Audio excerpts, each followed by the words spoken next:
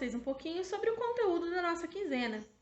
Essa quinzena, a gente vai entrar na tão temida fração, né? Que eu sei que muitos de vocês já lembram um pouquinho de fração, que já foi um conteúdo trabalhado no 5º ano, e agora a gente revê alguns conceitos sobre fração. Até o momento, a gente trabalhou com o que a gente chama de números naturais, que são os números inteiros positivos e que surgiram pelo processo natural de contagem. As frações, elas se encaixam em outro conjunto numérico, que é o conjunto dos números racionais. Racionais, dentro da matemática, significa que podem formar uma razão, e uma razão nada mais é do que uma divisão. Então, a nossa fração, ela está aqui para representar algo que pode ser dividido. E quando a gente fala em divisão, a gente está falando, por exemplo, em divisões em partes iguais. Eu tenho, por exemplo, a fração 1/2, que ela representa a divisão em duas partes iguais e eu considero apenas uma. A gente tem a fração 1/4, que eu divido em 4 partes iguais e considero apenas uma. Assim como, por exemplo, eu tenho a fração 5/8. Eu divido em 8 partes iguais e considero apenas 5. Na verdade, a nossa fração ela é considerada um único número, mas ela é escrita com 2 valores, um em cima do outro, separado por um tracinho. O número de cima se chama numerador. Ele representa os números, as quantidades que a gente quer.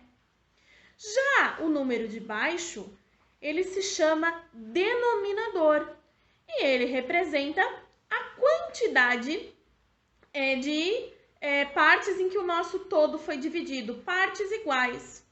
E ele tem também este nome justamente porque ele dá nome às frações. A gente tem a seguinte nomenclatura, como vai aparecer na imagem para vocês. Sempre que nós tivermos o denominador 2, a gente vai chamar a nossa fração de meio. Denominador 3, terço. Denominador 4, quarto. Depois, quinto, sexto, sétimo, oitavo e nono. No 10, a gente chama de décimo. Mas no 11, a gente começa a utilizar a palavrinha avos para conseguir completar a palavra, que ela significa parte. Então, eu tenho 11avos, 12avos, 13avos e assim por diante. A gente só vai ter nomes diferenciados específicos nas potências de 10. O décimo, o centésimo, o milésimo e assim por diante, certo? E sempre que eu precisar ler uma fração, é justamente com base nisso que a gente vai fazer. O número de cima a gente lê na forma comum, forma cardinal, 1, 2, 3, 4, 5. E a parte de baixo a gente lê na forma da fração que eu acabei de falar para vocês. Eu vou mostrar para vocês agora um exemplozinho de um exercício para a gente aprender a dar nomes às nossas frações. Confere aí. Então, aqui nós vamos ver alguns exemplos sobre as frações. A primeira atividade aqui pede para a gente pintar o desenho de acordo com as frações, ou seja, a gente vai pintar a parte da fração que nos interessa, que é indicado pelo número de cima.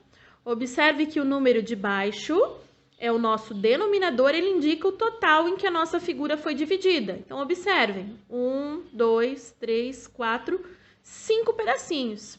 Se ele pede para eu pintar a quantidade de acordo com a fração, o número de cima é que vai indicar o que eu vou fazer. Nesse caso, 2.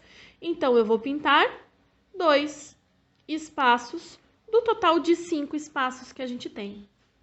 Na letra B, a mesma coisa. 3/8.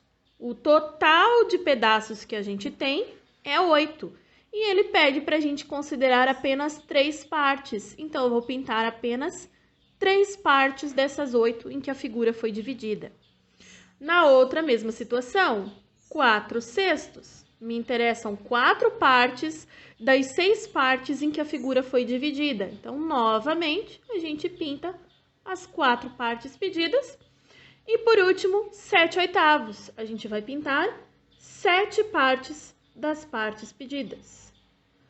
5, 6, 7 partes. Já nessa outra atividade, ele pede para a gente montar a fração que representa a parte colorida de cada figura. Aqui é o espacinho que a gente vai montar a fração. Então, lembrando, a parte de cima, que é o nosso numerador, a gente coloca a quantidade de partes pintadas. A parte de baixo, que é o denominador, a gente coloca o total de partes que tem a nossa figura. Então, a gente está observando que nós temos 3 partes pintadas. Então, é o meu numerador. De um total de 6 partes da minha figura. Então, a minha fração chama-se 3/6. Aqui, 2 partes pintadas, de um total de 4 partes pintadas, 2/4. Lá em cima, uma parte pintada para o total de 2 partes da minha figura, 1/2. E na outra, 1, 2, 3, 4, 5, 6, 7 partes pintadas, 8, 9, 10. Para o total de 10 partes da minha figura, 7/10. Já nessa terceira atividade, ele pede para a gente escrever como se leem as frações. Como que a gente fala o nome de uma fração? Então, como eu expliquei, o número de cima, que é o nosso numerador, de forma normal, forma cardinal, o número de baixo, que é o nosso denominador, na forma ordinal. Então, aqui eu tenho 3 e o número de baixo, então, é sétimos. Se atentem sempre ao plural. Se eu tenho mais que um no numerador, o meu denominador precisa estar no plural. Em cima, 15. O número de baixo, como ele passa de 10, então a gente fala também normal, 27, e acrescenta a palavra avos. Próximo, número de cima, 5, embaixo 9, então, nonos. O próximo, número de cima, 7, de baixo é 8, então, oitavos.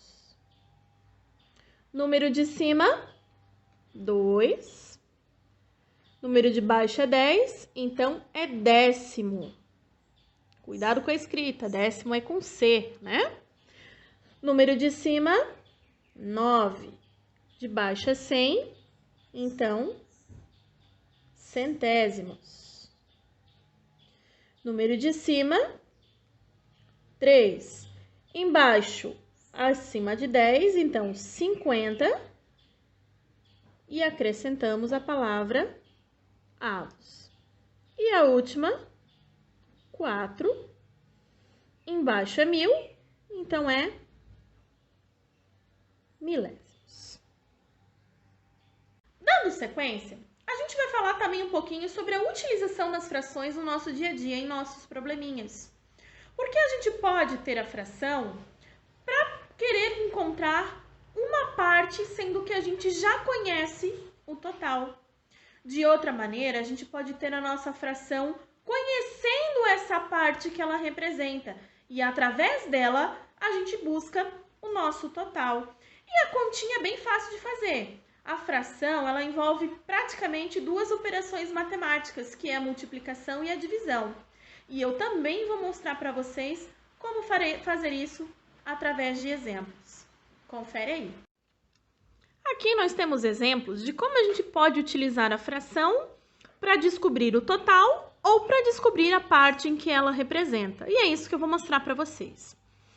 Esse probleminha diz o seguinte: a rodovia que liga 2 cidades, Campina da Lagoa e Juranda, está sendo reformada. Se 1/3 já foi reformada e ainda faltam 20 quilômetros, qual é o comprimento desta rodovia? Então, o que a gente sabe? A gente sabe que uma parte dela que foi reformada é 1/3. 1/3 significa uma parte de 3 partes. Então, isso indica que 2 partes de 3 partes ainda faltam ser reformadas, né? Ou seja, faltam 2/3 para serem reformados. Ele diz que essa parte que ainda falta corresponde a 20 quilômetros. Então, eu sei que 20 quilômetros são esses 2/3 que ainda faltam. Ou seja, 2 partes de 3 partes. Como é que a gente faz essa continha? Se o 20 quilômetros é 2 partes, eu vou fazer a divisão para descobrir quanto que é uma dessas partes. 20 dividido por 2, 10. Então, 10 quilômetros é uma dessas partes. A gente também sabe que o total são 3/3. Ou seja, tudo, para ser tudo, a minha fração tem que ser igual em cima e embaixo. Então, esse 10 quilômetros aqui é uma das partes. O total são 3 partes. Então, a gente multiplica. 3 vezes 10, 30. 30 quilômetros.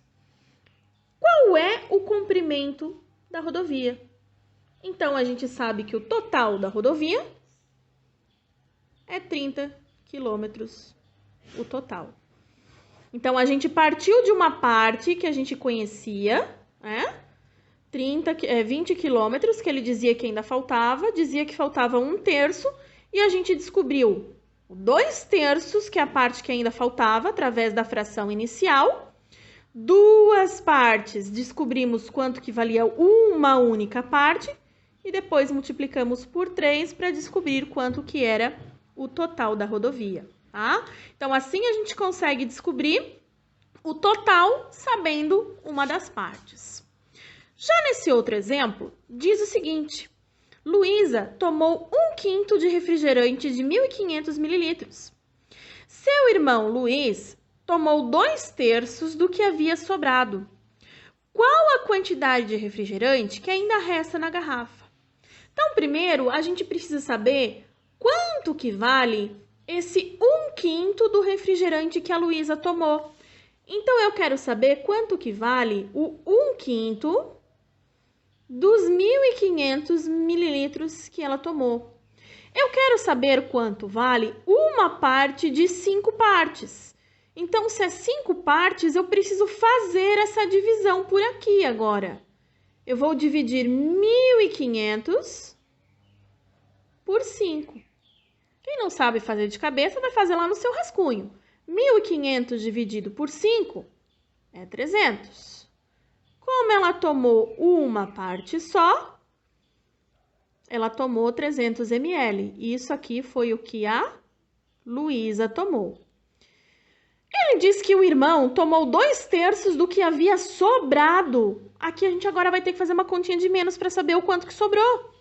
Então, 1.500 menos os 300 que a Luísa tomou, nos sobram 1.200 mililitros do refrigerante. E aí diz que Luiz tomou 2/3 do que tinha sobrado, então desse 1.200. Então, eu quero saber quanto vale 2/3 de 1.200. O que significa 2/3? 2 partes de 3 partes. Então, eu vou dividir esse 1.200 por 3 para saber quanto que é uma parte. 1.200 dividido por 3 é 400. Ele tomou 2 partes, que é o que indica o nosso numerador. Então, eu vou multiplicar. 400 por 2, 800 ml.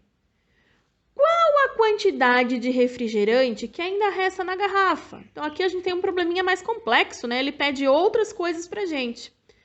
Quando a gente soma os 800 que o Luiz tomou com os 300 que a Luísa tomou, a gente chega a 1.100 ml. A nossa garrafa tinha 1.500 ml. Se eles tomaram 1.100, sobraram 400 ml. Mas o que eu quero mostrar aqui para vocês é a diferença de quando a gente conhece o total, que é o nosso 1.500, e busca a parte. Ou aqui, o nosso total era 1.200 e a gente busca uma parte. Quando a gente tem o total e procura descobrir uma parte, a gente divide pelo número de baixo e o resultado a gente multiplica pelo número de cima. Já no exemplo anterior, a gente conhecia essa parte, a gente tinha essa igualdade. Então, a gente faz o oposto, divide pelo de cima e multiplica pelo de baixo. É isso aí, espero que tenham conseguido compreender um pouquinho melhor e vamos lá fazer as atividades. Então, eu espero que você tenha conseguido compreender um pouquinho o conteúdo através desses exemplos e consiga resolver todas as atividades que a gente colocou ali para vocês. Qualquer dúvida, não deixe de entrar em contato com a prof, tá bom? Beijo e até a próxima!